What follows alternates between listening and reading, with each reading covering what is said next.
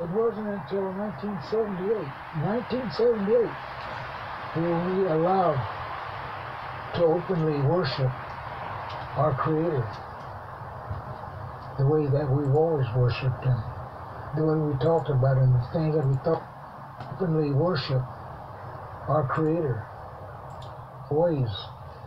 It wasn't until 1978, where we allowed to openly worship our Creator the way that we've always worshipped Him, the way we talked about Him, the things that we thought about Him. It's never mentioned about my people and their religion. That's why the pilgrims, when were asked, why did you come to this country? We came here because of the freedom of religion. Okay, they had their freedom, but they took ours away from us. We couldn't worship the way that we always worship. And we believe in God. One God. We believe in the same God that everyone does. But they did. You hear that? We believe in the same God that everybody. We don't realize that we do worship the Creator. And the stuff in the Bible didn't happen on the other side of the road. It happened here. And all your customs mimic, imitate, coincide exactly alike. Biblical, indigenous rituals, culture. The tassels, the borders, the trumpet, the bow and arrows, the breastplates, the headbands, the morality,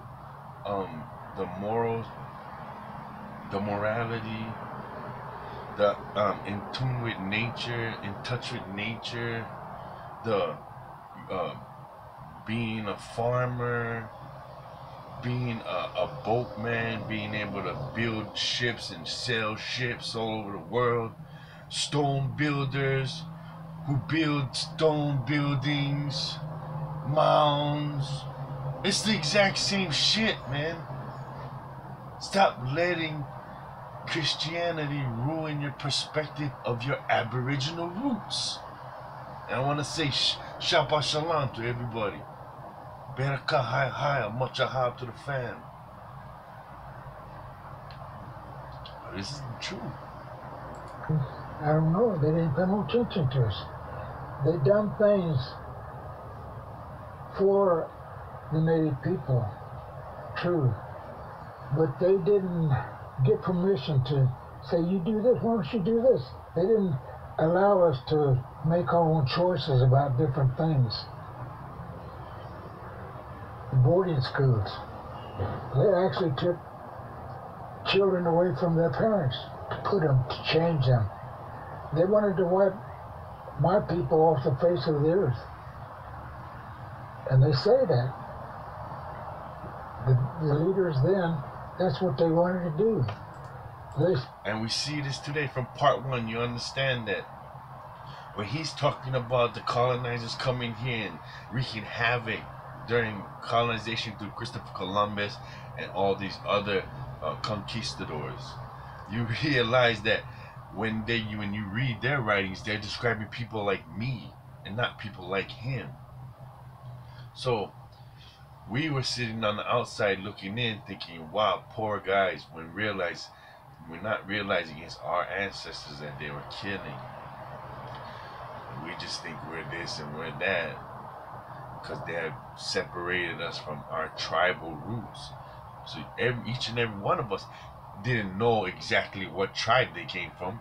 Yeah, you had to go and research this, right? All right, so another thing is, just like today, right? They have whatever the Aboriginal populations, and then they have foreigners, and they're in a higher bracket than the Aboriginals, right alongside of like trailer park white people. Oh, position higher than the Aboriginal, but yet they're not.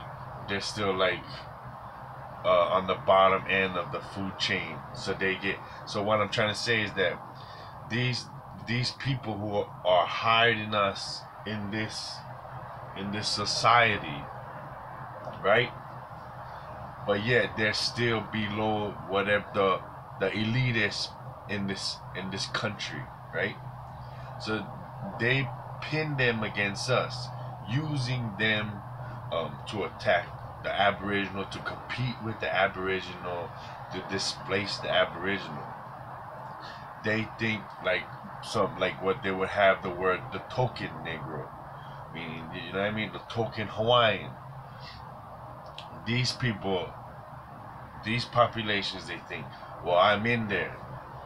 And then what they don't realize is after the Aboriginal is displaced, they're not happy with that the world. They turn their targets to that higher population, that foreign population, or the bottom of the white barrel, and they do the same type of oppression against that person, right? You've ever been in a situation where you guys are in some situation where you guys was doing something to somebody, you were part of the problem, you're part of the pack, and then eventually, you know what I mean, a week later, or at the same time, your pack turns on you, and you're like, wow, I thought I was in it, and they're all like, nope, you're the next victim. So just like these Indians, these Native Americans, they were in the plains, and they were in Canada area, and some in Peru, right? So what we see, some was in Peru, but most of them were in, when you read the writings, you only hear about them when you reach the plains. In Canada, they do a lot of research as well, but these people were not the targets at first. They didn't seek out these people to wipe these people off the face of the earth. But later on, after the fact, after we was taken care of and marginalized, and everything they did to us through bioweapons, through psychological, then later on they turned their eyes towards these people, Mr. Saginaw, because they thought that it was cool, just like many people, and eventually the European turned their eyes on them. So they had these stories of the boarding schools and stuff.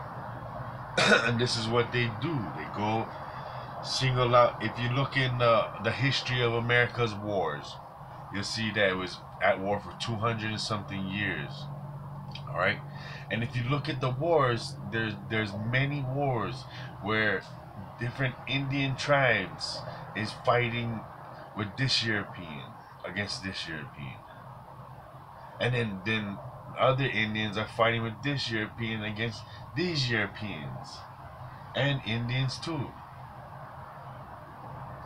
right? So they got us all, they got many of us to believe, you know what I mean, that, oh no, we're good, we're cool, we're in the in club, and then eventually, bam, you was right in the same predicament.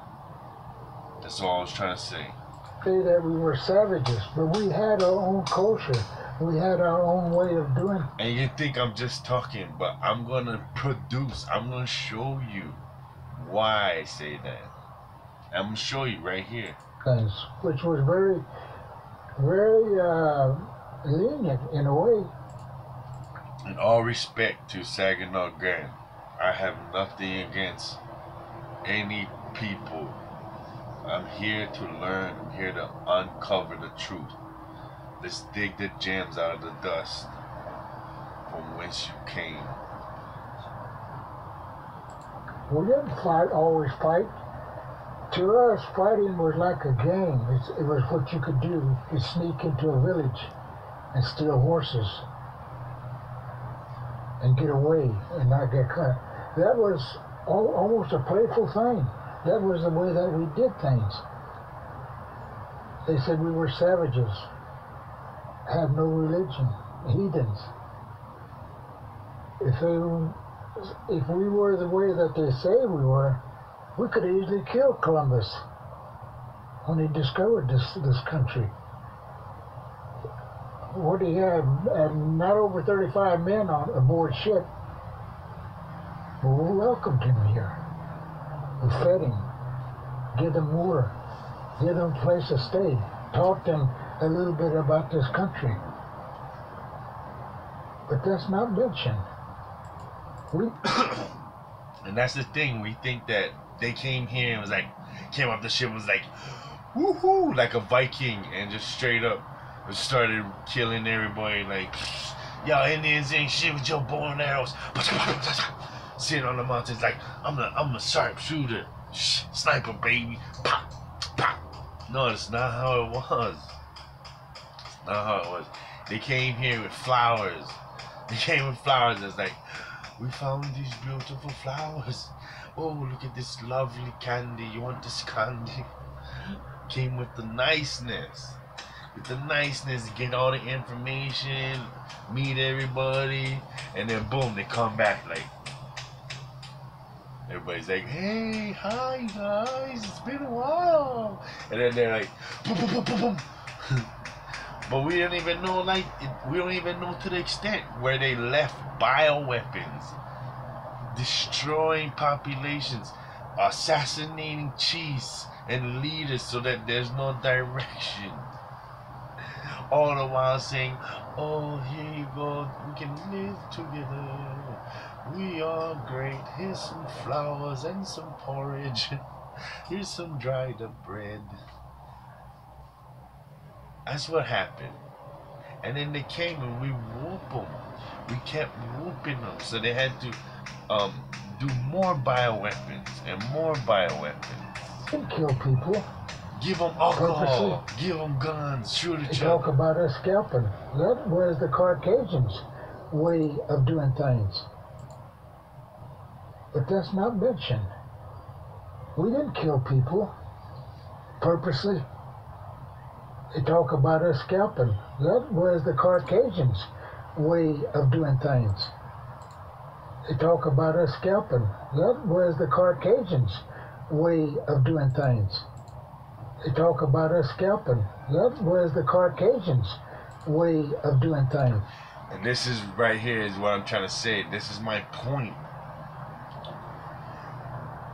The conquistadors' writings talk about us, not them. Talk about springy, the woolly-haired, copper-colored people who they was wreaking havoc to. All right. The reason the scalping is so important, right? We've been taught our whole life. Our ancestors scalp them, and that's what Indians do, cause they savages, right? Right? But then you realize through research that they scalped us. They scalped us. Then you realize, whoa, whoa, whoa, whoa, whoa, whoa, whoa, whoa, whoa. They got paid? They got paid to scalp us?